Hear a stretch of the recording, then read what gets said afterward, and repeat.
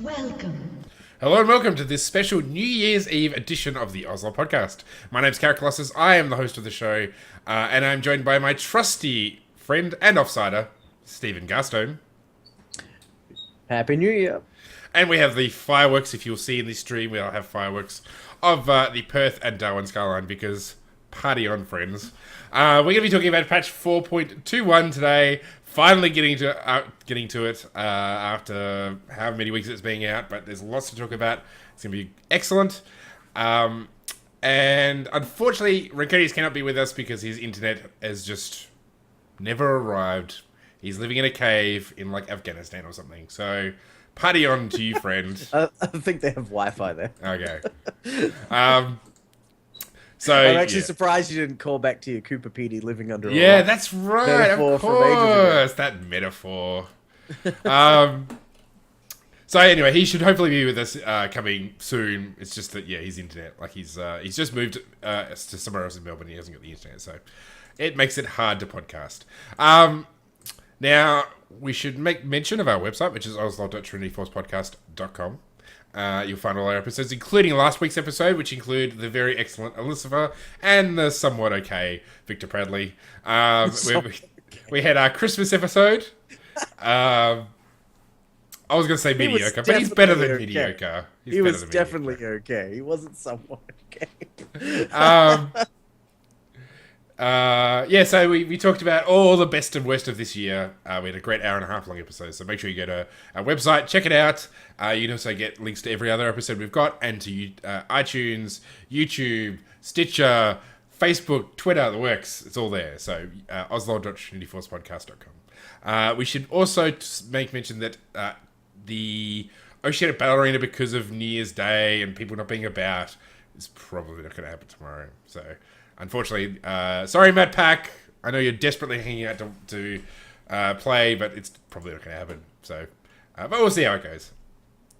And I think that's it for show news. Let's talk about some Oceanic happenings now. Although Christmas and New Year's has been coming and going in the case of Christmas, we've still had Oceanic events going on. So the Open League for the next season has continued to go on. And the standings currently are Rich Gang is massively in front. 645 points. Now remember, this is basically taking from a bunch of events. Oceanic Weekly, you've got Oceanic Gaming Saturday Open, there's Cyber Gamer Open, and I think there was one more thing. No, maybe that's it. ACL Open.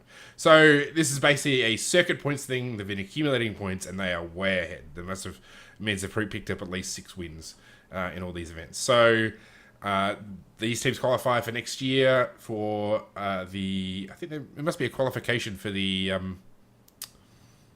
Challenger thing. Yes. Yeah. So yes, that's and secondly is Endzone, then Team Fortnite, and then Symphony at the top 4. So, and basically after Fortnite and Endzone, it's all, there's probably 3 or 4 teams that are pretty close. So it'll be interesting to see Rich Gang. Their Twitter, by the way, is pretty swag. It's all the show news. Oh, no, we had a couple other things. So, one of the few players that are currently in NA have moved from Oceania to NA would be Veritas, who was... I'm trying to think of who he was playing for before. I think he was part of, like, one of the teams that disbanded. Anyway, he was playing for... Now, you told me about this, so you need to explain what it was. Oh, I need to bring it to it. I can't look it up. He's been picked up by a North American team. That was pretty much the breaking news. And Denian has taken his place on the team that he's on. Okay, on the Oceanic team he was on. Yes. Yep. So he's moved to F5, which is something... Oh my gosh, I can't remember what it was. I looked it up. I even looked up... There you go, Motion Gaming. You're straining to hold on to your journalistic integrity. Yeah, I know. Desperately holding onto my credibility as it flushes down the night. Final 5 is the team. There you go. So, yeah, that's great news for him. Congratulations to him. I think he was part of AKG, sort of that AKG crowd, so one of the Korean... oh, that's right. Veritas, wasn't he on... on... I forget.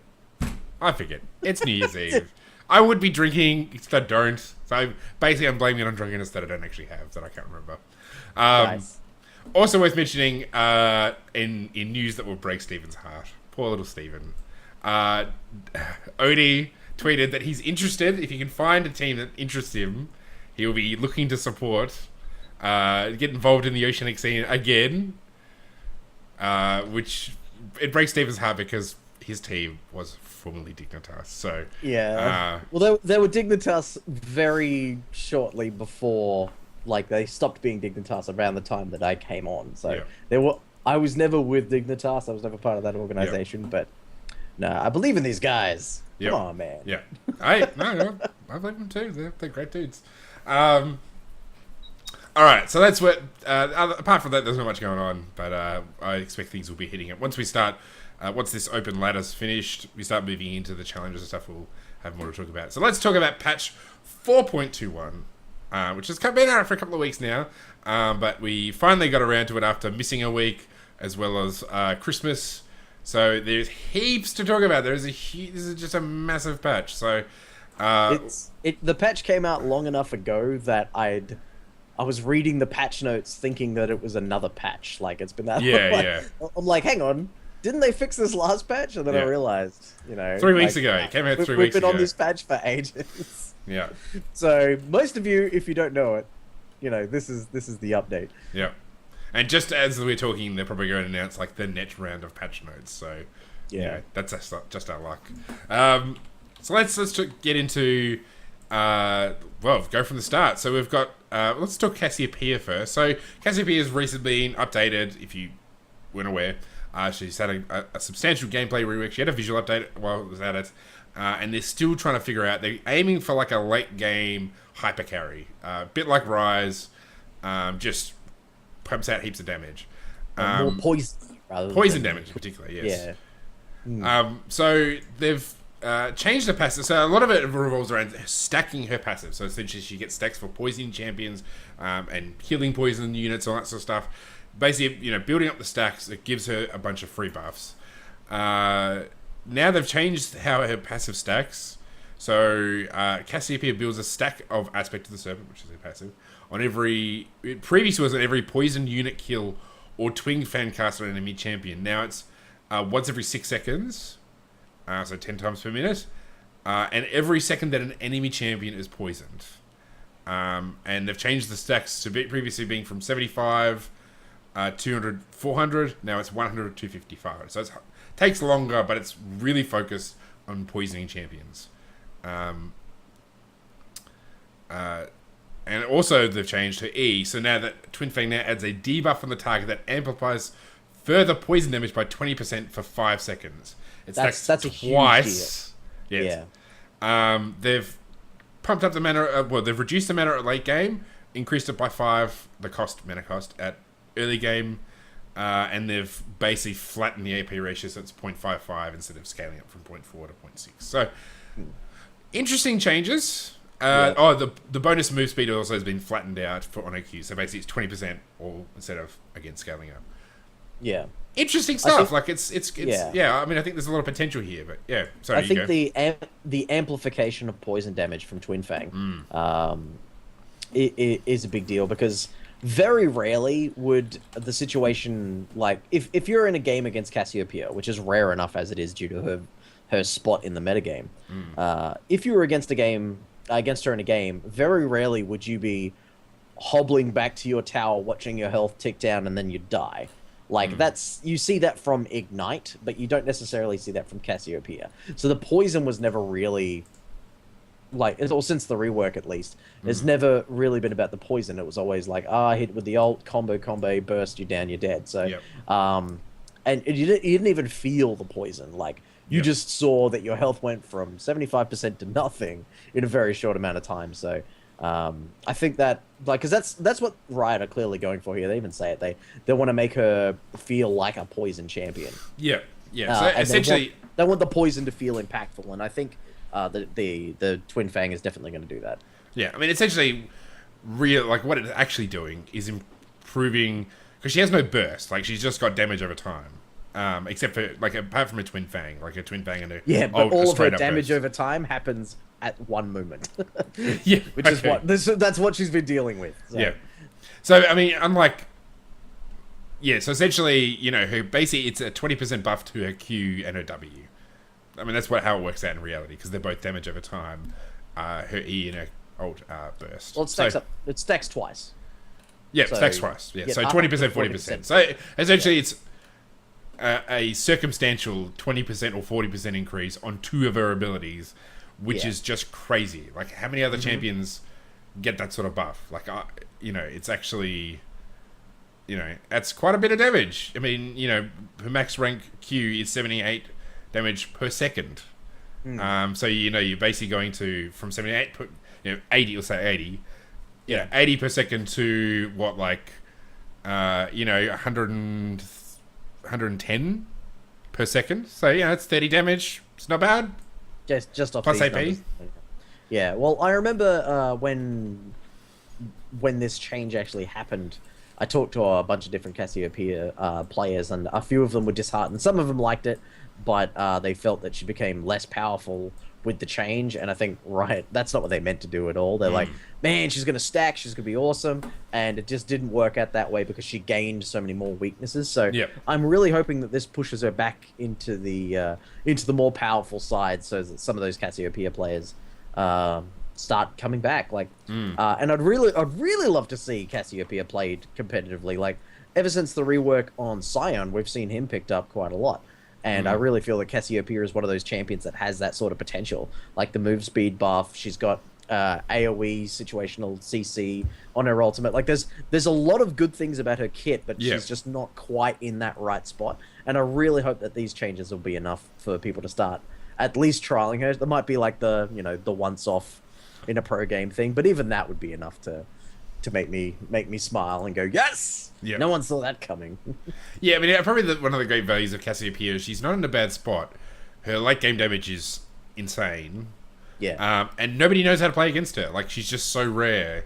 If you play Ziggs, everybody knows Ziggs is really popular. There's so many mid lanes that are really popular. If you got Cassiopeia, people are going to be like, who the hell is this champion? And when you start absolutely shredding the hell out of them, they're going to be like, okay, this is, So, I mean, I don't know if it's the kind of champion that's going to get you out of bronze or whatever, but I think if you want to look for a champion that's a bit different, I think she's probably not... She's worth looking at because she's got, especially... Well, I mean, this, again, points towards the late game amplification of her power. Yeah. Like, if she could become, like, a mid-game, or what is it, a late-game mid-lane Jax sort of... Yeah. She's okay in lane. She can survive. She can trade well in certain matchups, and then come the late game, she's just completely unstoppable. That'd be nice. I don't think that's really going to be the case, but the fact that there's potential is a good thing. I think she's actually she's very good at. She's got a lot of damage for Dragon and Baron, so she does have some appeal there. Same with Karthus, because the answer's always Karthus. Yeah. But that is something that could attract some pro teams to this sort of champion. It hasn't happened yet, and the patch has been out for a few weeks, so I don't expect it to happen immediately. But the same is true of Kennen, but Kennen could just pop out from anywhere. And we'll get to Kennen later. We'll get to Kennen. I mean, I think just from my observation, Cassiopeia doesn't really fit in a meta which has a lot of burst. So where Zed's a huge priority, like you're not going to pick Cassiopeia because, she doesn't...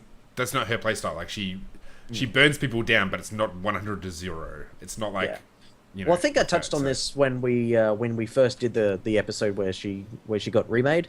Yeah. Is that she's really good against the North American kind of flee from a losing fight strategy, because if she's fleeing and they decide that they want to chase, and then you can just turn around and blast the entire team. Yeah. You can turn an entire game on that. That's really... It's situations like that Cassiopeia really thrives. And those situations are very hard to kind of create. Yeah. Like someone has to fall for that trick. Yeah, she deals with where you can, through virtual attrition, wear somebody down. Like, she's great in an ARAM because... it gets to a point where they start charging you, and basically you use your slows on her W, and you move speed boost to sort of get away. They're taking poison damage. You're constantly twin fanging them, and then they decide, okay, I'm kind of sick of this. I want to go away, and then you chase them down. Like it's, that's the kind of a play style. So Yeah. I guess we'll find out. It would be good if she came back. It'd be just nice for a change, but Yeah. it would be interesting to see how this plays out. But let's move on to Cho'Gath, because I love Cho'Gath. If you listen to the show, you know I love Cho'Gath.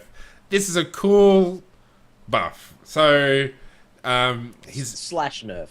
It's a slash nerf. Yeah. It's a nerf in when he's like fully stacked. So yeah.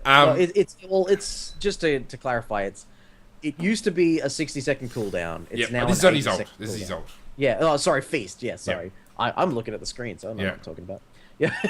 Yeah. So it's gone up 20 seconds, but if you use your feast to kill a minion or a monster, so big wraith, dragon, just a cannon minion, whatever, then that has 50% of the cooldown. So it allows you to get your stacks much faster. Once you get to 6 stacks, you want to save it for things like Baron attempts, Dragon attempts, team fights. You just chunk down whoever gets in range, that sort of thing. So I think it's more of a buff than a nerf by a long margin. But it is very important that we distinguish that it's not just a straight buff. It is a situational buff. Yeah, I mean, essentially, it's it's better when he's building his stacks. It's not as good when he's built his stacks, and part of his issue is that, okay, yes, he gets bidding and tanky, and it gets to a point where he's very hard to kill, but he's not impossible to kill. And once you get rid of those stacks, he's really not that impressive at all. He really needs those stacks to be massive and killable. And if you can't get to that point, I mean, a good example is an A-Ram where you're constantly dying. You'd think Cho'Gath would be great because, you don't have ganks and you don't need to farm heaps and, you can just eat the minions, but it just doesn't work like that. Yeah. So, I think, this will definitely help. Like, if he is killed, he can get back up to 6 stacks much faster. Yeah. But also, it's... I lost my train of thought. What was I saying? Like you're able to get back up to maximum size, and part of Cho'Gath's appeal, like one of the reasons you pick Cho'Gath, is when the game is at a stage where armor and magic resist are more gold efficient than health. Now that's not where we're at the moment, especially with the changes to Guardian Angel and how many items have stealth on them and everything. Not stealth, health on them. I can't talk today. Yeah, like Cho'Gath is he's always loved just rushing kind of a Guardian Angel. Like it wouldn't be wouldn't be a high priority item for him, but it's definitely in his build somewhere, because not only does it gives you the defensive stats that you need, but as we've said on many podcasts, including the last most recent few, you need health when you buy your defensive items. Like you can buy a Frozen Heart, but it's not going to do any good if you've only got 1,900 HP. Yeah. Cho'Gath gets HP from his feast stacks. Yep. So you can get armor and magic resist earlier, get health earlier than most, and then you're more unkillable earlier. So it does max out at 6 stacks.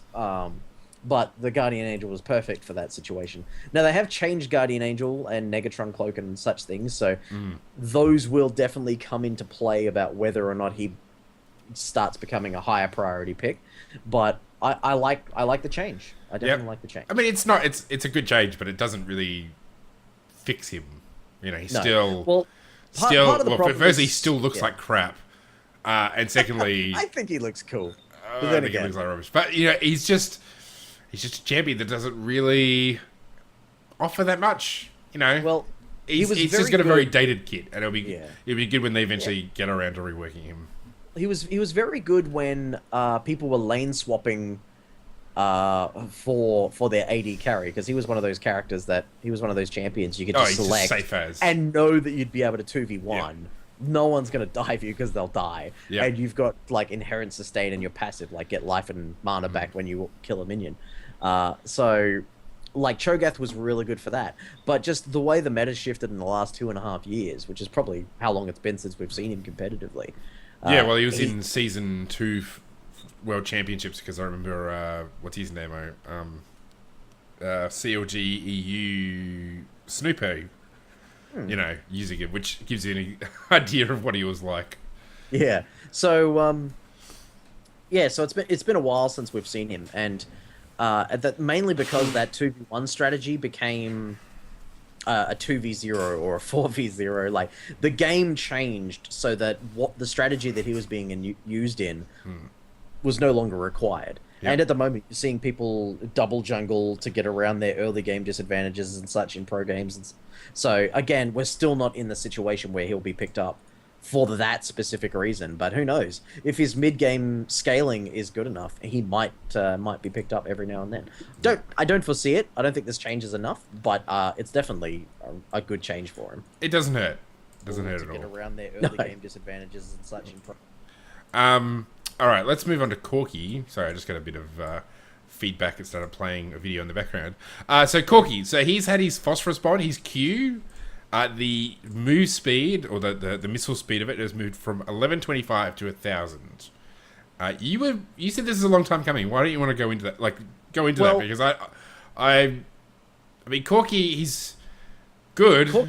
Corki, yeah, that's it. Corki's good. Yeah. Corki is one of those champions. Like, I particularly don't like his aesthetics. Like, I think he needs a visual rework more than a lot of champions. Some agree, some don't. I don't care.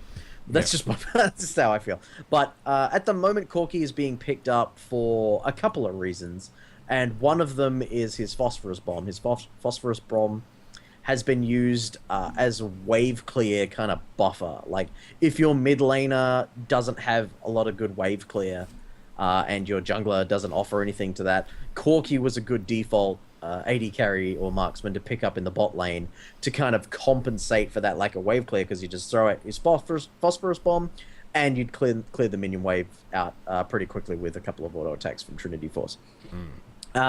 Now, it also was quite good in dueling, and that's really where this missile speed change is gonna change him, because Corki's he's not a like a Vayne in terms of his dueling capability, but he was definitely very capable of bursting people down, and he's still going to be able to burst people down, but this is just going to be one slight little change to kind of balance him around that wave clear advantage. Yeah, I mean, I guess this will probably make it even harder for him to harass, because Q is probably one of the few ways that you can actually do that with Corki, until you get his ult. Yeah. So I wonder how... Even with his ult, I think Phosphorus Bomb was still better, but in part due to its missile speed. Yeah. Like, because you could hit your Phosphorus Bomb, you very rarely hit your R, like you throw it off, I mean, it's kind of forcing them into a direction rather than trying to damage them. Yeah. I mean, I'll be interested to see how it plays out. I mean, I think it hits him where he's probably not particularly strong to begin with. We'll see how that plays out. But, I mean, I think their reasoning is quite good. Like, they say, they know that Corki is the next one in line for strong, safe marksman. And that is absolutely true. Like, Corki's a lot safer than Kog'Maw, Tristana. So, I guess it's good that they're thinking ahead. So yeah. And I do like that it's a very slight change. Like a change to his missile speed and nothing else. Not like when they change like Kassadin or Elise, where they just absolutely gut everything all at the same time, and then goes completely useless. No, they basically took Elise out to slowly cut her to pieces over about 10 patches. There's a slow dissection. Let's move on to Fiddlesticks, because, I mean, Fiddle's not... Oh, hang on, I quickly want to talk about Diana. Okay. This is just kind of... It's almost a bug fix, but at the moment, if you cast your Q, which is the little crescent moon thing, and that would put a moonlight debuff on the enemy champion. If you hit a champion with that Lunar Rush, it would reset the cooldown. You could use your ultimate Lunar Rush again. If you're in range and you cast the spell, but you're knocked out through Thresh, Flay, or Tristana Rocket, Lee Sin Kick, whatever, you still get the reset. That is actually a huge deal, because like Diana is an all-in champion, and if she's used one of her all-in abilities and it gets interrupted, she's pretty much dead. So this is like it adds a little bit of a little bit more reliability to what she's doing. So yeah, okay. I like it. That's all I wanted to say. We can move on. Fair enough. So Fiddlesticks, his passive previously was 800 range, everybody loses 10 magic resistance, which incidentally was an interesting way of finding out where Fiddle was, because you'd see a little debuff on your profile. Now it's been changed so that basically if you deal magic damage or cast Terrify for on an opponent, they get the magic resistant debuff. Also they've changed Dark Wind so that it now will bounce, it hit more targets rather than sort of bouncing between targets it's already hit. Well, I remember they covered this on the Trinity Force, and I thought the way that they put it was quite elegant. They said that it will bounce back to the same target, but it will prioritize people that haven't been hit. So, and also that it only silences once, even if it hits back, because that's like, for a long time, Fiddlesticks has been one of the top ARAM champions, just because everyone's all in the same spot. You just wait for a minion wave to die, and you hit two people that are about to head into the brush or heading that the direction, and it'd bounce back between them, and there'd be silence for like 4 seconds. Now there's a little bit of counterplay available to it. Also, it's a buff because people can't check that Fiddlesticks is in a brush by checking the magic resistance.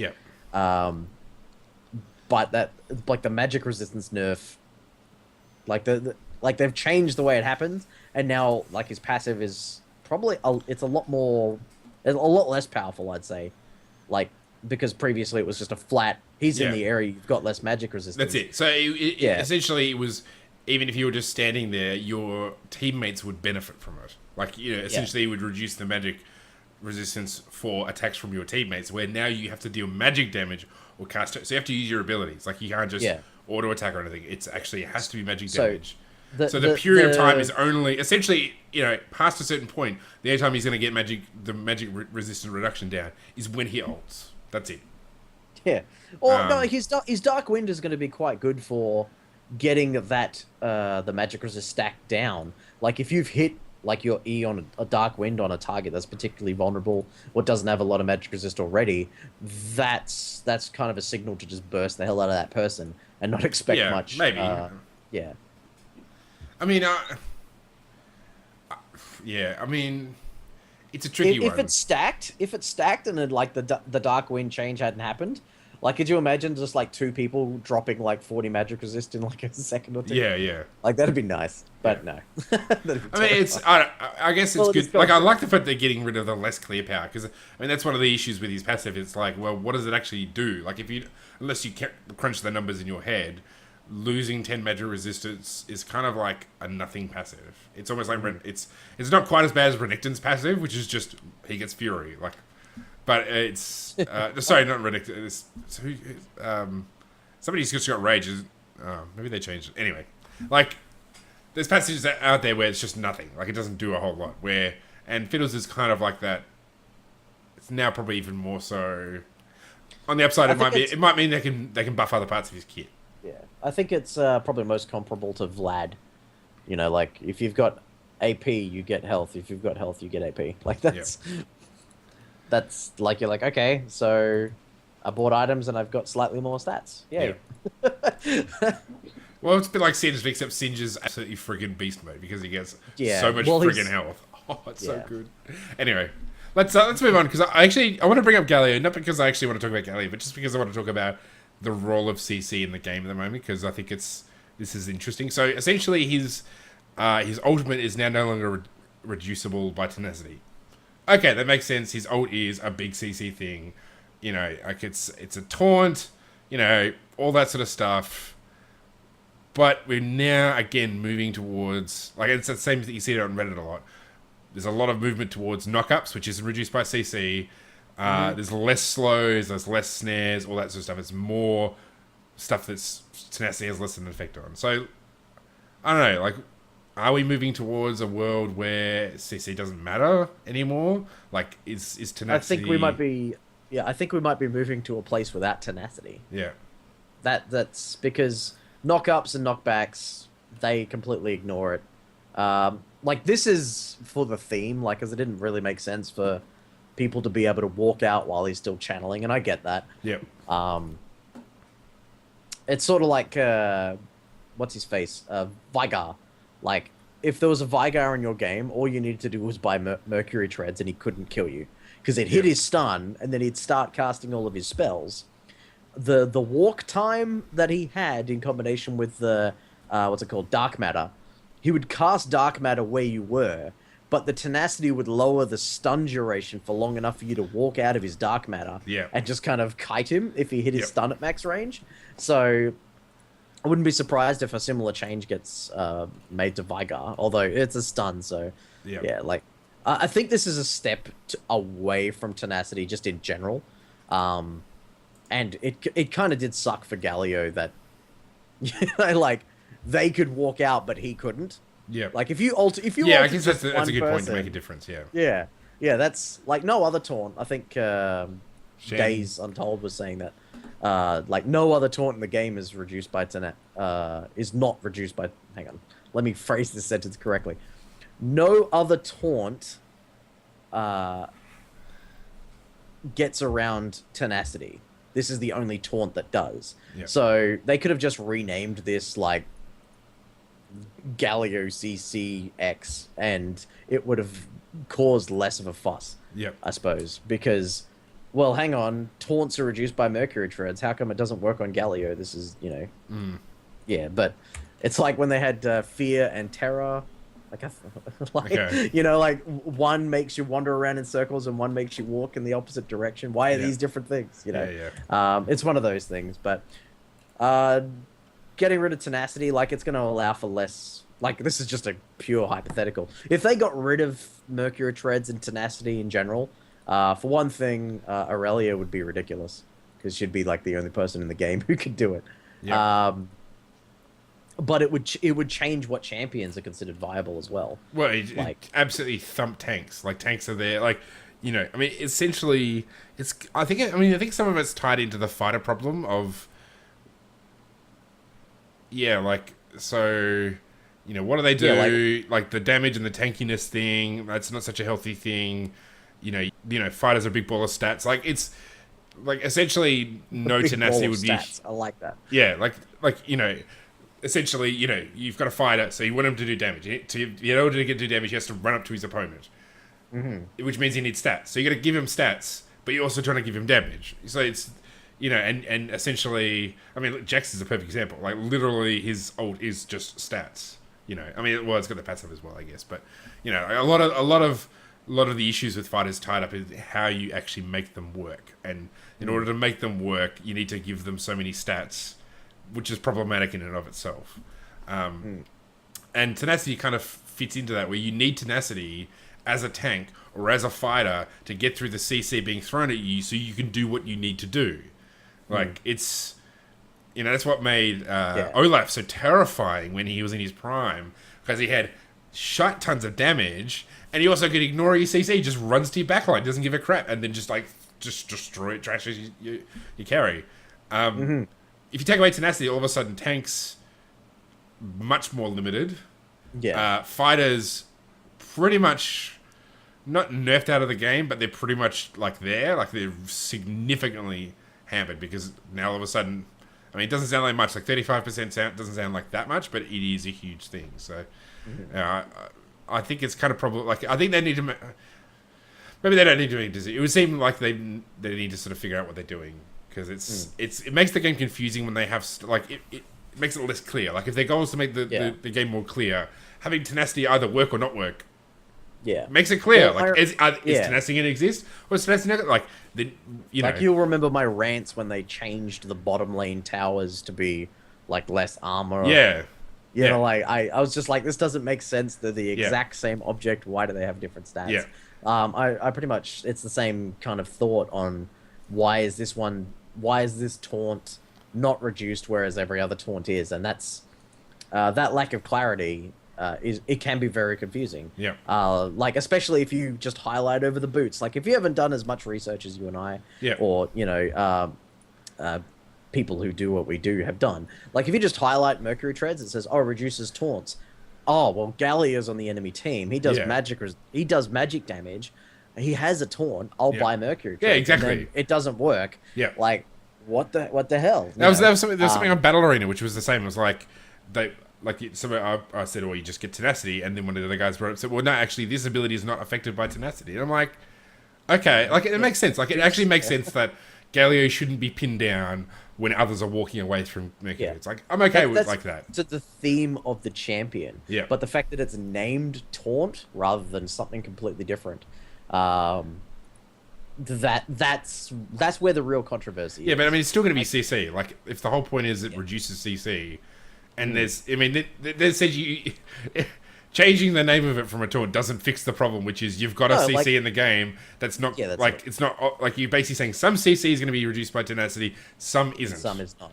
Yeah, like, well, but the what's fact, you know, that like Mercury, it's not clear. My like, point is, Mercury Tread says that it reduces stuns, taunts, silences, and like it lists what it reduces, and this is one of the things that it lists. So that's where there's a bit of controversy. But if, for example, Galio's ult, like if the special effect that happened on the screen was more like a really slow Oriana ball, like her ult, there'd be no issue there, because people can go, that's not a taunt, that's kind of this weird sucky in thingy, which is what Galio does, but he was created before mechanics like that existed.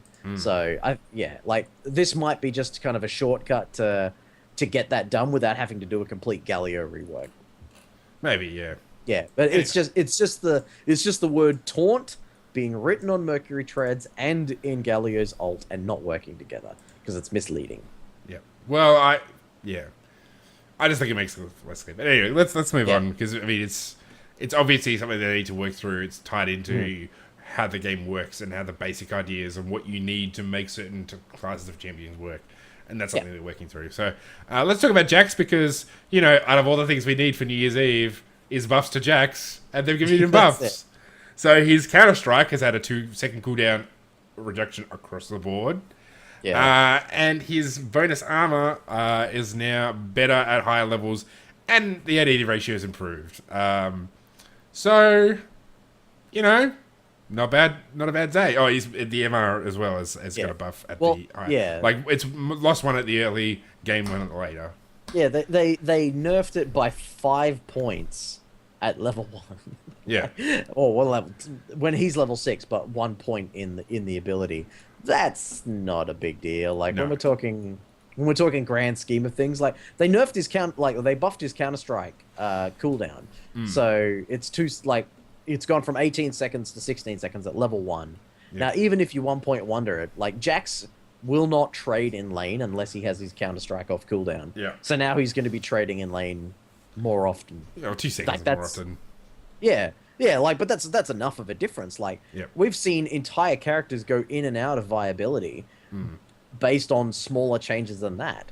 Like, we've seen, like, a change to an item, bring a champion into viability in a completely different lane situation.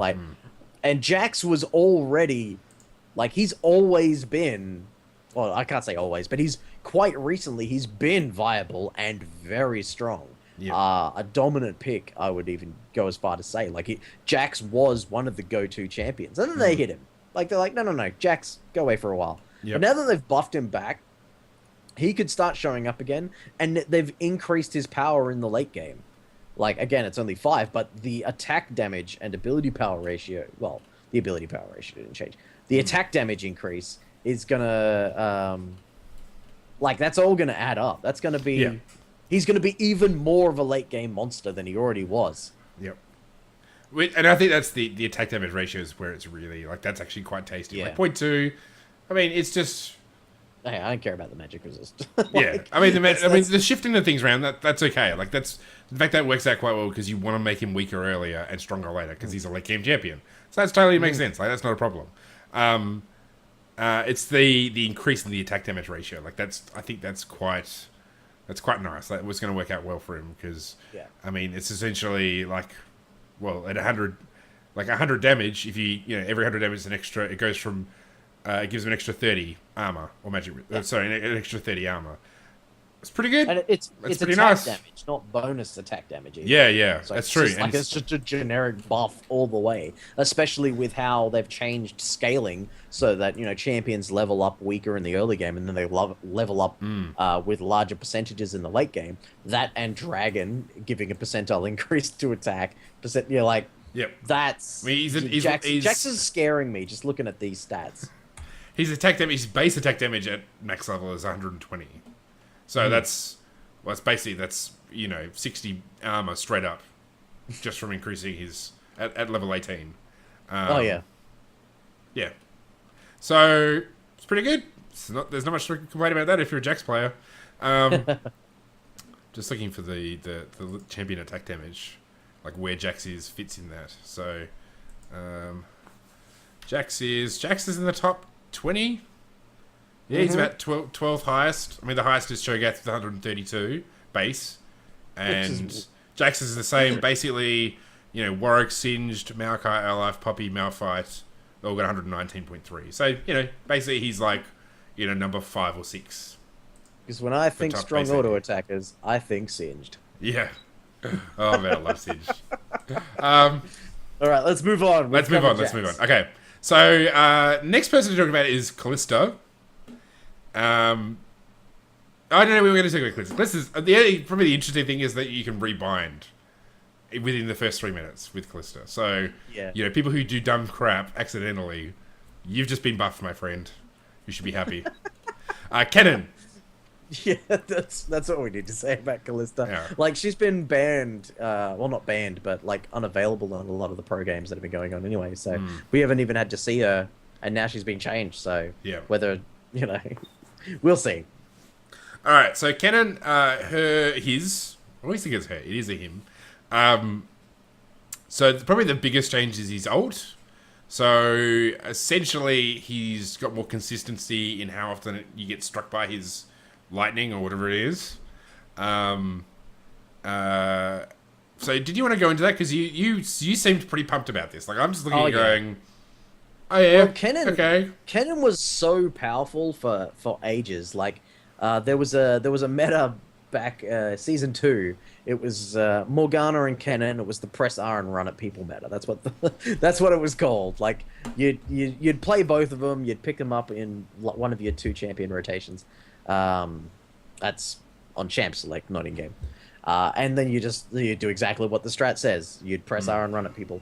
Kennen was very, very powerful, and when Morgana kind of phased out for a while there and shifted more into a support role, Kennen was still being played. And when he wasn't being picked in the top lane, even some people were playing him as attack damage Kennen, in the bottom lane, just because of like his ultimate was just really good. And now he's disappeared for a while. He's not really shown up for a very long time. But now he's going to be able to more reliably get that stun. He's going to have like everything that made him awesome before is now more so. So if you ever have a team composition that you're going against or that you're playing that would benefit from someone like Kennen, he's a much more attractive option than he was previously. It's huge. The duration of the what was it? Hang on, I'm just slicing Maelstrom's tooltip now reflects the duration of the storm rather than the maximum number of strikes. I didn't even know that was a thing. Okay. I just read that just now. Yeah, so it was like you could hit them. You could get like his passive. His passive is you hit them up to 6 times, and when they've got the 6th charge on them, they're stunned. It is 6, right? I am remembering that right. I've got the stats up on. No, it's like you get struck screen. 4 times and you're stunned. 4 times? Thank you. Yeah, so 4 times. Now every 0.25 seconds at all ranks, it's going to be proccing that strike. So you're not going to get away from that kind of engage. Well, except there's a bigger gap between people. So like basically that's the first time you get struck, you hit more consistently, but then it's actually a longer time between being struck again, if that makes sense. Oh, well, it was always that way at rank 1. Like, it was always 0.5 seconds at all ranks. Yep. And that's, like, Kennen was very much picked for his mid-game to late game kind of initiation control. So, yeah, late game, I don't think that's going to be all that much of a difference. I do think the checking targets for every 0.25 seconds, I do think that's going to be a huge difference. Because, if someone moves out of the storm and someone moves in, like, you'll start applying stacks to them immediately, and whatever counterplay that they had It's a lot easier for Kennen to deal with the enemy repositioning around his ultimate than it was before. Yeah, okay. I don't think it'll necessarily change much, but it's nice for 10 players. What is interesting, we'll move on to Lucian, is his passive has been touched again, because, there's never such thing. Like, Lucian's the new Aurelia. Like, it's just, let's continually work on him, says Riot. So his passive buff duration has gone from 6 seconds to 3, which is huge. And the ratio has gone, on this second shot, has gone from 0.5 attack damage level at all levels to 0.3, 0.4, 0.5. I think this is massive. This essentially kills early game bully Lucian, and I'm pretty happy for it.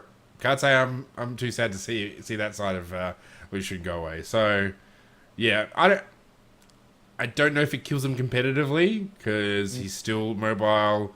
He still does pretty good damage, but I think it definitely nerfs his early game substantially. Well, and I think the it makes the passive, I think.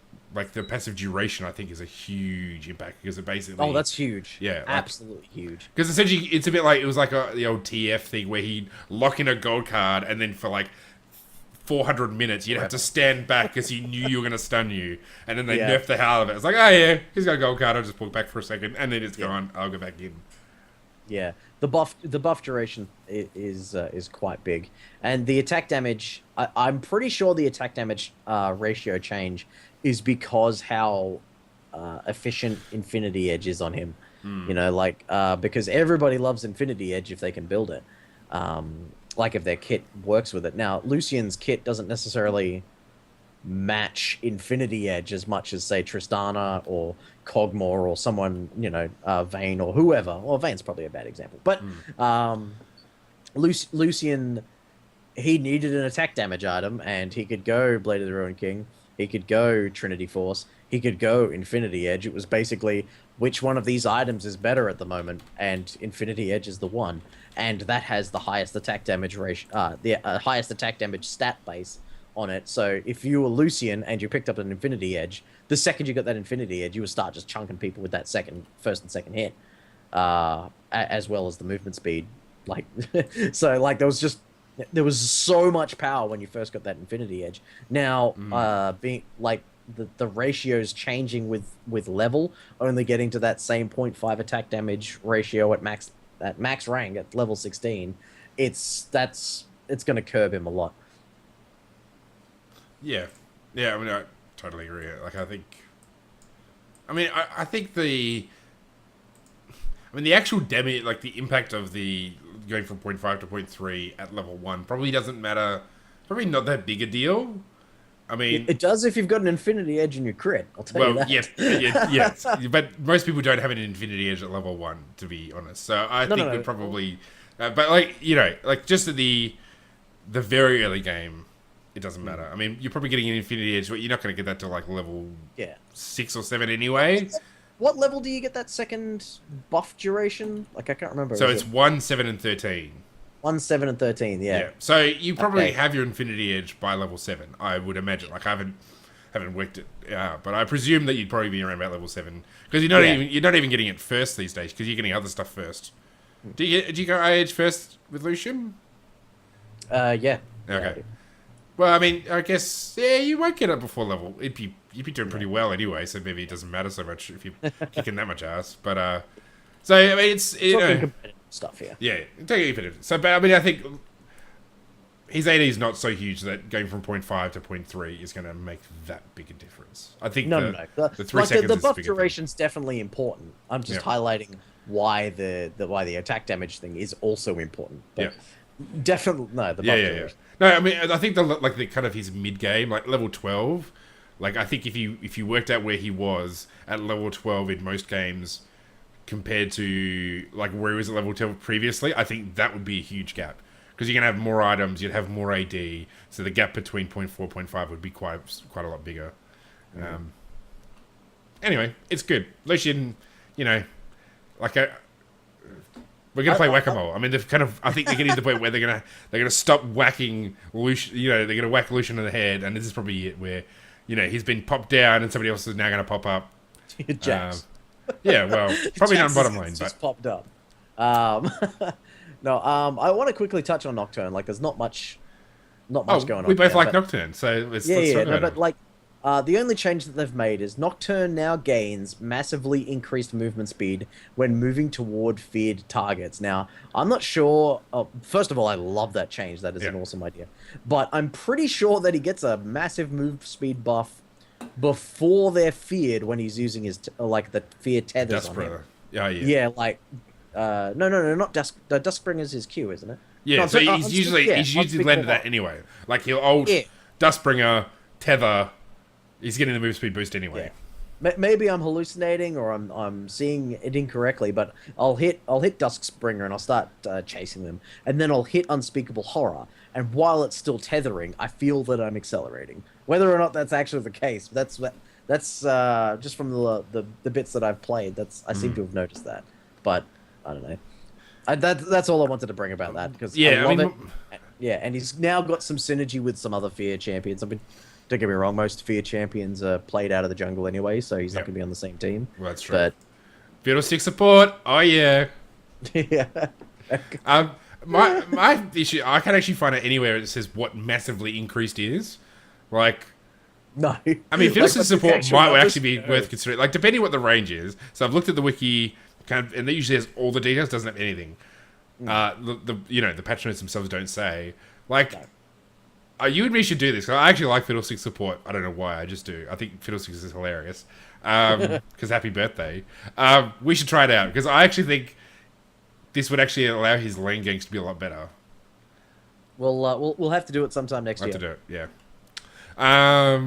All right, let's move on to Sejuani, one of my favorite junglers, who is not in a great spot. She's looking a little bit better now. So her base mana has gone up massively by like 113, which is just awesome. Yeah. Her Q no longer scales off the target's max health. It does more base damage, so it's pretty much been doubled, almost, close to across the spread. I I'm not wonder sure. if, Have you the Trinity Force podcast talked about this for about 25 minutes? oh really? Okay, I And don't think we're gonna do it. they didn't really come to a conclusive end about whether this was a buff or a nerf. They just discussed the benefits of percentile health and like level health. They did like a lot of math crafting okay. until Phonophobia just lost it. I thought it was really Okay. entertaining to listen to. The max health damage has been shifted from her Q to her W. So now she deals basically the initial hit of a W, which basically means you'd always go W now, like always, as a level 1 ability in jungling. Actually doing more damage based off her total health. Her E has been nerfed, because the duration has gone from basically for 2.5 to 1.5. Sorry, 2.5 at max rank to 1.5 across the board. So that's a pretty decent nerf. But the cooldown's reduced. I kind of like this. I think her level 1 clear is going to be much better. And that's really, I think, her major problem. Because she just sucks. Like, she's just so friggin' slow at clearing. And now that her W is the clear, this is your level 1 ability. This is what you want to clear the jungle. It's a winner, in my view. Plus more mana. I got nothing to say about Sejuani. Okay. Fair enough. That's my entire input. That's Sejuani. Okay. Fine. Shen, the Shadow And she's got a Dash. Poro Rider skin. Come on. Yeah, I've got the Poro Rider skin too, and I'm Yeah. like, Really? I love it. I love it. I Okay. love the Poro Rider skin. So you like the Poro Rider skin, but you have nothing I otherwise love to the say Poro against Rider Sejuani. skin. Okay. And Fine. yeah, I had to get it. Shen has had his energy cost reduced by 20 on his Shadow Dash. That's huge. That is really, really huge. Because part of Shen's problem has been that you really, really, really needed to manage your skills when, like, this for laning and for dueling and such. Like, you couldn't go WQE. Like, you were out of energy. Like, you couldn't do anything. Like, you could go in, but then you're just auto-attacking. Like, the 20 difference, and the fact that if you hit your taunt, you still get energy refreshed. Like, I just think that's a big deal, because Shen has always been just kind of like, if he's not able to survive in lane or do well in lane, he's not been picked. And if he has been able to do well in lane, he's been always picked. You know, like if you remember end of season 1, moving into season 2, he was pick ban all the time until they nerfed the hell out of Heart of Gold. And then eventually removed it. And then he came back for a while, and then they nerfed him. So if this improves him enough in lane that he can actually hold his own with some of the current top laners, he might actually show up again, which is scary because he added. I love Shen just for the strategic opportunities that he presents. Like no other champion does it like Shen. Yes, that is absolutely true. I mean, I guess it comes down to a lot of top laners have been much better at dueling, this season. So, Yeah. he didn't. He basically the Renekton bar is too high for him. Even still is. I mean, the fact that he's got the stun on, he's got no mana and he's got a stun, like that's always going to make Shen a tough pick.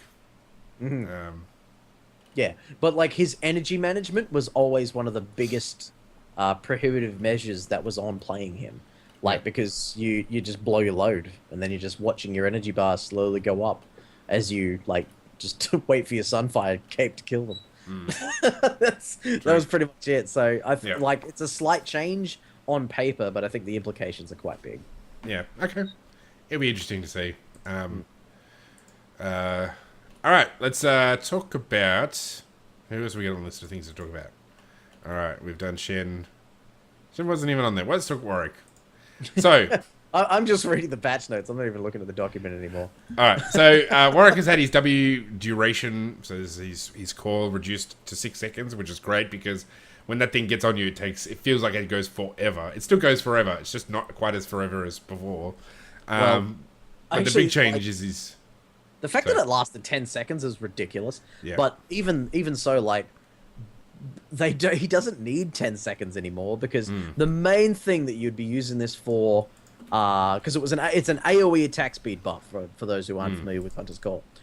10 seconds of attacking as a group was generally only ever used on towers. Now towers fall over like poorly made cosplay at the moment. Like, you don't need 10 seconds of attack speed. 6 seconds will do it. Actually, sorry, I got his Hunter's Call and his Blood Scent mixed up. Yeah, okay. It's the attack speed. Which is actually... That was quite weird. It's the best attack speed steroid in the game. So that is good. Especially considering how awesome the rest of his build is at the moment. But they've reduced the base damage of his ultimate by pretty much almost 100 across the board. So 100 at level 1 and 70 at level 3. Yeah. Is it like it's... Hang on a second. I'm just going to check this. No, I'm pretty sure that his Infinite Duress costs 100 mana. Yeah. Am I right? Yeah. No. 100, 150. Okay, so they nerfed it by... they nerfed his damage by approximately his mana cost. That's huge. There's such a huge change. Like, and they're already changing the jungle items, like the on-hit stuff to deal with, like, Jungle Twisted Fate and like Lane Wick with Smite and all that sort of stuff. So Warwick was... He had his day in the sun. He was this season's Black Cleaver. Yeah, he was. And he has since been supplemented by whatever Warmogs is in this metaphor. He was like released Xin Zhao, which will forever be referred to as like a benchmark of just absolute ridiculousness. So we bid you farewell, Warwick. Bye, dude. Welcome to the bottom of the league in 2015. All right, let's get into some general changes, so away from champion changes. So we've got a few things. So turret gold goes up by 25, which is interesting. Yeah. Which I mean, I don't think it really changes anything because what does 25 gold buy you anyhow? Not much, but it's nice. It's a third of a ward. It's a third of a ward.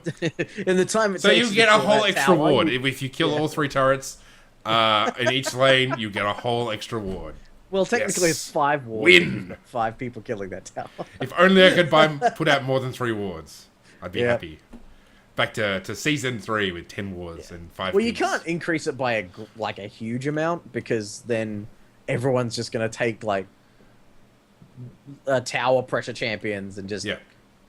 get a gold lead and snowball the game. Like this is just a nice change that puts more emphasis on turrets without taking it too crazy. They'd also have to buff the absolute living crap out of them to make them like not be paper. Yeah, Because right now they're just like wet tissue paper. 100 gold or 125 gold was generous. Yeah, it's pretty good. Now I gotta say, I'm pretty interested by the death timer change. So basically, death timers are up by 2.5 seconds across the board. I think this is great. The early respawns is ridiculous at the moment, and I'm just like, every time we do something, it's really hard to capitalize on whatever you do, especially like that early game where the death timer is 4 seconds or something. It's gone from 7.5 seconds to 10 seconds. I think that's great. It's going to be much easier for like a low elo team to actually make something happen instead of standing around with our dicks in our hands, which well, not me, everybody else, because I know what I'm doing. It just gives you that little extra time to get their shit together. I think it's great. Yeah. Well, I think it's going to be particularly nasty if you die early, while jungling. Because previously, you have a big level 1 fight and you get the first blood gold, but you don't really get any kind of positional advantage apart from maybe stealing a buff. But this, an extra 2.5 seconds? Yeah, the extra 2.5 second death timer at level 1 could be enough for them to get vision on your other buff. Yep. Could be enough for them to rotate to 3 buff you. Yep. There could be... or to get that tower down. It gives you an opportunity to actually take a tower down. To take an objective after getting a kill. Which is something that is really important. Yep. Really, really important in the pro scene. And very hard... Oh, sorry, go. No, that was pretty much it. Oh, yeah, and as I was saying, very hard for unorganized team at lower levels. So, yeah. All right, let's quickly talk about now Dragon. Oh yes, here we go. Baron buff. All right, so minion gold. That's no. So we're getting a Baron buff. I was about to say, we're going to talk about minion gold. Now this only seems like I read it with meh, 1 gold. Basically, minions. Melee minions, range minions, 1 extra gold. Okay, sure. But you reckon it's a big deal. Why do you reckon it's a big deal? Well, it shifts the game to have a lot more importance on creep score. If you can kill someone in lane and you can get 10 CS up on them, sure, that's only an extra 10 gold. But if that happens enough, that's going to be a much bigger deal. The fact that Dragon now offers less gold and... 0 gold, pretty much. Yeah, 0. No, absolutely no gold. It makes a big difference. If you kill someone in lane and you go back to shop and you come back with an item, then you're at a significant advantage because not only do you have a level advantage, you have an item advantage as well.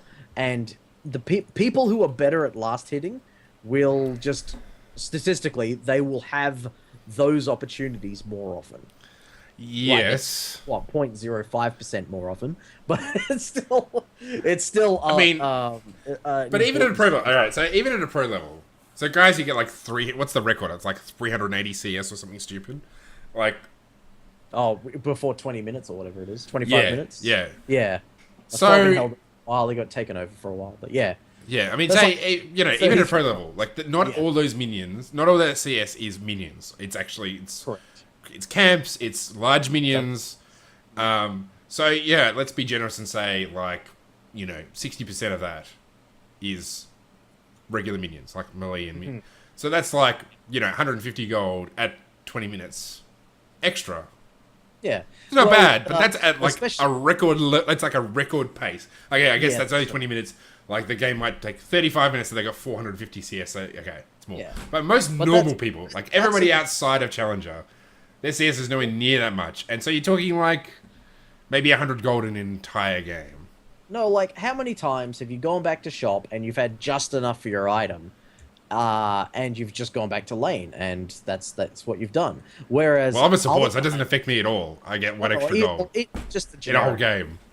Generic hypothetical situation. You go back and you've got exactly enough to buy your brutalizer. And you're like, sweet, I've got my power spike, I'm going back. And then you die to a gank. Whereas in an alternate reality where you got 75 more minion kills in the game, then all of a sudden, when you went back, you had enough for your brutalizer and a ward, and that ward changed everything because that extra vision helped out. Like, I'm talking about those sort of situations. But at that point, where when that amount of gold can change whether or not you can farm safely, whether or not you can roam safely.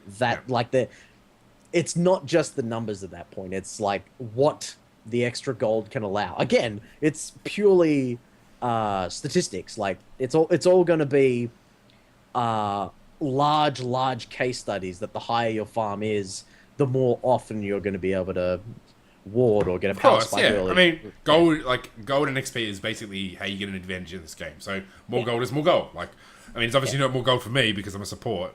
So it's even with, in some ways that's actually an indirect nerf to me as a support. That's okay. That's the support life. That's what I live with. So I don't have no problem with that. But item that turns into Face of the Mountain where you get gold based on that. But it's funny that's actually 2 for that minion because it counts for twice as much. Well, that is true. Yeah. So now I get an extra, like a whole extra 10 gold in my entire game.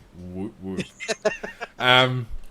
But it's, I don't know. I mean, maybe, I guess in that circumstance, if you got 20 CS and you're short by 20, I don't know. I just think, okay, it's very, very marginal. Like, it's literally as marginal as you can get. Like, the other way it could be more marginal is if either the melee minion or the range minion went up in 1 gold. That's the only more marginal way it could be. So I just kind of look at it and go, okay, it is what it is. It's an extra 6 or 7 gold a minion wave if you manage to last hit them all. And that's like on that's actually fair point. Yeah, that actually does sound like a lot. But that does add up to a lot. So maybe I'm being a bit too harsh. Lies, damn lies, and statistics. But nobody can get 6 million. Well, not normal people. Not support mains. Yeah, definitely not support mains. Oh well. I just want to go back to the days where I get 15 wards, 15 green wards and 5 pink wards, and I'll be happy. So I don't need gold. I just need more wards. Buy 5 computers. Yeah. All right. So Baron buff. Now we're getting some serious stuff. So Baron buff has had us the duration of its buff down by 60 whole freaking seconds. Yeah, that's good stuff. That's almost an entire minute. It is, and in fact, an entire minute. Stephen Garstone bringing the hard facts here at the end of 2014. I love that joke. Is it was 50%, now half? Yeah. Nice. Love that.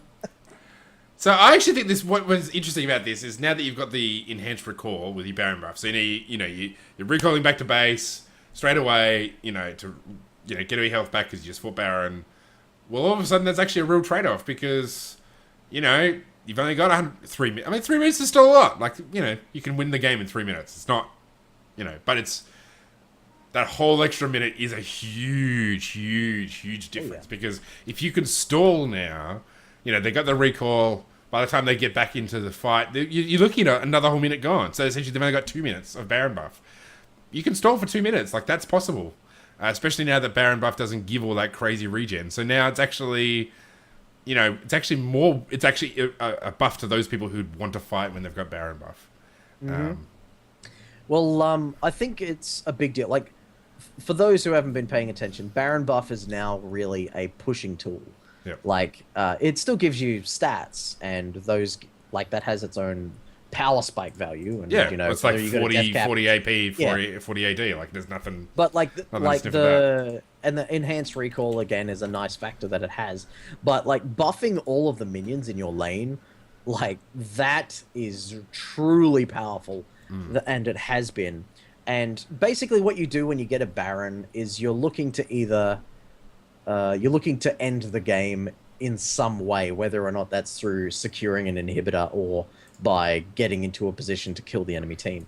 The fact that it was lasting as long as it did meant that you couldn't fight them because of the bonus stats and the additional minion aggro that you'd be taking and the position. Like, they would be able to maintain pressure everywhere on the map for ages. And they still can, but if you don't take advantage of the now 180 seconds and you don't secure an inhibitor, then you've wasted that Yeah, significantly. So it's much more pressure on teams to finish the game while they have Baron buff. Because if you can't do it with Baron buff, you're not going to be able to do it without. That's pretty much the case. But 180 seconds is still a very good amount of time for what Baron does. You're still going to be able to... You should still be able to get an inhibitor off it. It just means no more faffing around in base going, oh, I'm only 40 gold short of this. Hang on. You know? Well, yeah, I mean, it's one of the things. So, previously, that extra minute, you... Like, what I reckon you could do now. So, say you haven't lost an inhibitor. You should absolutely go and pick a fight, no matter what. Draw out that fight as long as possible. Because, essentially, they go back from Baron... They spend a minute getting back ready, organized, to try and push a tower. If at that point you fight them, even if you lose, as long as you get them down low, you can force them to recall, and by the time they get back, Baron will pretty much be over. They won't be able to capitalize on that siege pushing. See, I'm giving Steven strategies here. He's going to go away. He's going to get the Lee Heritage strategy. You're going to see it in Australian OC Pro. No, you force that fight. So proud of my prodigy. Yeah. The student has now become the master. Only a master. You force the fight. They have to recall because they're not going to be able to push. Like if if it's particularly if it's a you lose 3-all kind of thing. Everybody's low. They're going to go back. By the time they get back to the tower, they won't be able to push. They won't be necessarily be able to get that absolutely devastating push onto your towers. Where before they could recall, go back, and they'd still have like a whole other minute, and they could still do, they just wreck your base. So and this you is a only need huge one change. Person active with a Baron buff to buff all the minions. Yeah, and especially if you start buying the elixirs that give you tower, allow you to push towers, which is like all of them. They're pretty much like everything else in the game.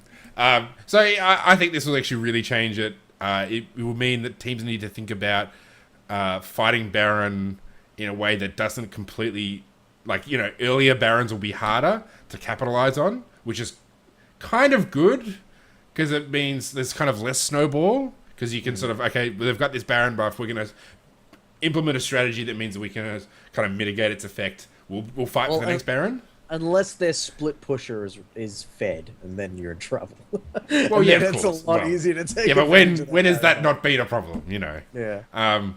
So, I just think there's a few circumstances where if you know what you're doing, where if you didn't go out and pick that fight, if you hung back in your base, they're going to destroy you. So I think it's a good thing that it's now essentially empowering people to be more aggressive, to have a more interesting game, because team fights are fun, not to be so defensive, and it actually gives the people an opportunity to essentially implement a strategy that will pay off. Of course, you go in that team fight, they roll you, and then they win the game, as well. So that's that reality. So I like it. I like it a lot. I think it's really good. Let's move on. Dragon Slayer buffs. Now, did you want to talk about this? It doesn't seem like a huge change. It's just a bit of a shift around. Yeah, I think we already talked about this, didn't we? Oh, yeah, we did. Yeah, we talked about it a couple of weeks ago. Yeah, because it was up on the PvE. Yeah, because the damage to turrets being on the second stack means that you can siege a lot more effectively if you've only gotten 2 dragons. Yep. But and your ability to really snowball that second dragon has been reduced because the damage to minions and monsters has been pushed back to the 4th stack. So, it was just overall doing increased damage to turrets on the second dragon. Now it spawns at 2 minutes 50, 2 minutes 30. Sorry. Yep. So that's what 15 minutes essentially. Yeah, you can have it by the 10 to 14 minute mark, if you're a well coordinated team, and then if you have got Warwick on your team, from the previous patch, 80% stacks in steroid. Oh yeah, bitches. That's it. But turrets really fall down now, and now it's available to everybody, not just 4-time dragon killers. Yeah, that's it. All right, I was going to say, Face of the Mountain, Haugen's brace buffs, booyah, more last hitting. Happy about that. I always found it really stupid that you got this awesome Face of the Mountain minion execute, you still had to wait till they had almost no health. So I'm really happy about it. Rangers Trailblazer, this is an interesting thing. So previously it gave a 15-second smite cooldown reduction. Gone. See you later. totally the right thing to be doing, because that was such like, given how much sustain it gave you, it's essentially you just never have to leave the jungle. Like, you know, you'd go gank a lane, you'd come out low, you'd go, hey, let's go do some more jungling. Power farm the jungle. Well, we were saying with the poacher's knife, like, yeah, it's got a reduced cooldown when you smite an enemy jungle minion, but like the risk, like how often that was going to come up, not as good as the Trailblazer cooldown. So, see, we know what we're talking about. Yeah, we do. High five to us. Oh yeah. Feral Flare gets a nerf. Yes, good. What I mean, I think the good thing about this, so it's, what we're talking about is the Enchantment Devourer, which was essentially the replacement for Feral Flare, except you didn't have to build up stacks, which for someone like a Yi is brilliant, because you don't have to spend more time power farming in the jungle before you hit that critical mark. You go and murder everybody and build up all your stacks. So this is great, because it just means that the actual, you kind of, if you want to have the same level of damage coming from your enchantment, you need to actually go power farm in the jungle. So good stuff, because Yi's a pain in the ass. All right, I think that's actually it. I think we're that's it. Chalice of Harmony, more mana regeneration, and every item that builds out of it. Wow. That's cool. So my Leona that needs no mana regen gets even more of it when I build my cows. Oh, yeah. Because that's what we should take from this. Yeah, that's it.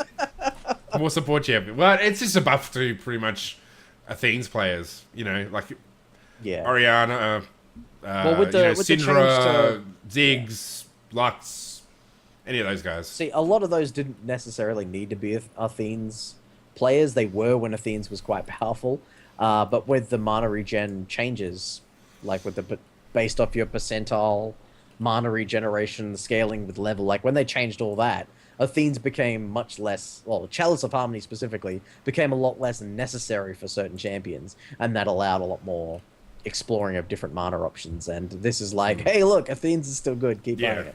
Yeah, you know. That's it. Wow, did we actually get a podcast done out on? Like, we did. And we got one last thing to talk about. Words. We were about to run out of time, so we should probably wrap it up. Well, we've had a couple of which is like a bit your longer. catchphrase at this point. It is. That's fine. We don't have somebody who needs to go and have drinks with their mates, so let's well, maybe you do, but I don't care about you. I care more about all this stuff. New Year's resolutions. We did this last year. My New Year's resolution last year. I actually meant to go back and listen because I wanted to remember what everybody said, but we had a whole bunch of. Mine was to reach gold. I forgot we did that. And I totally didn't make gold this season. I didn't even make silver this season, so I completely found my New Year's resolution. I think mine was to play more ranked 5s. I think that's what I said I was going to do. It really didn't. Nope. No thanks. No. Well, back at that time, I really wasn't anticipating becoming like a manager and an analyst for a pro team, and Battle Arena wasn't even on the horizon. No, I only get so many. We weren't even past the part of the Trinity Force network. Like, I think I suggested it in November, and we didn't know about anything about that till like February. So like things like the year just went a different direction that we were expecting, and very, very happy with the way it's gone. It's been an absolutely fantastic year. I really don't have a resolution for this year, because the last one didn't go anywhere. And well, what do you want to do in 2015? Win a tournament, maybe. What was that? Win a tournament, maybe. Enter a tournament. Did you? Oh no, win a tournament with your team. Win a tournament. Have a team. Oh yeah. Well, that's. You want to be a championship winning manager. Hey man, you can lead a horse to water, but you can't get the championship. But that's if only they had games just for managers. Like, it was just like 1v1 managers from all the pro teams, just to see who was like the best manager. No, like an analyst versus like it's pick and bans and a strategy, and it's like those little what are they called, like the little chess maps that you see in newspapers where like win in 5 moves, you know, that sort of thing. It's like, all right, well, based on the picks that are currently there, I'd go Tryndamere Morgana, and I would run a lane swap strategy to outpush them with this, you know, like that would be about the only way you could really come. You gotta buzz in with like it's like Rock Quiz, except for like managers and league. You just gotta buzz in before the other guys. Oh, that'd be funny. Yeah. Somebody's like, you know, I don't know, some crap. Oh yeah, top lane Zyra. I'm sorry, that's not correct under any circumstances. They buff this champion in this way. Yeah. So you don't have any New Year's resolutions? There's nothing you want to do in 2015? Well, there's plenty that I want to do, but... Tell me what it is, Stephen Garstone. I would love to get lots of money for esports stuff. I thought you were about to say, I want to get laid. I'm like, isn't that what you do all the time? No, that's my 2014 Yeah. Tick in that box. I've still got time. Yeah. Yeah, that's it. I've got 2 whole hours. Yeah. Oh, that's hilarious. Anyway, right. you something about lots and lots. I interrupted you with. No, it's just like I would like to get paid for esports contributions. Essentially, that would be my goal. How it's done and the methodology and where the money's coming from and all that sort of stuff. That's not something you can plan. There's opportunities that need to be presented and then seized. But yep. Okay. How about you? I want to reach gold. Yes. Famous last words. What are you even? I'm never gonna make gold. I'm not even gonna make bronze next year. Like there's gonna be a tier for me that's like Carrot Colossus tier. It's like sub bronze. Every time I say I want to go for gold, I get like demoted even more. That's hilarious. No, I want to make gold. I'm actually going to be able to play more League this year because I'm giving up scouts. So I actually, if anybody's interested in being part of a ranked 5s teams on like Wednesday night, like if you can commit to actually being there every single week, you can be in my team and we'll play ranked 5s. I really want you to set some arbitrary requirement that you don't meet, like must be at least gold. Yeah. No, I wouldn't do that to people. So no, I actually think I'll have more time to make gold. And that's what I like to at least get silver. But yeah, I'd like to make gold. It was just disappointing. I mean, I made it to my bronze promos like 6 or 7 times, like my silver promos like 6 or 7 times. I just never got that final. I think half the time I got sort of 2 and 2, and then last game I'd lose because some dickhead does something. So, I mean, I've only got myself to blame because in the end, I control myself and all the rest of that stuff, but still, people suck. Can we get, what is it, the solo queue song to be our outro for this? The duo queue one? The duo one? This happens every time when I solo queue. Oh, yes, okay. Yeah. I'll do that. I'll put that in. Put the request in. Write it down. Yeah, okay. Have that. Done. Yeah, that's probably my moment. And yeah, I mean, if playing ranked 5s would be fun. Like that's what I'd really like to do in League.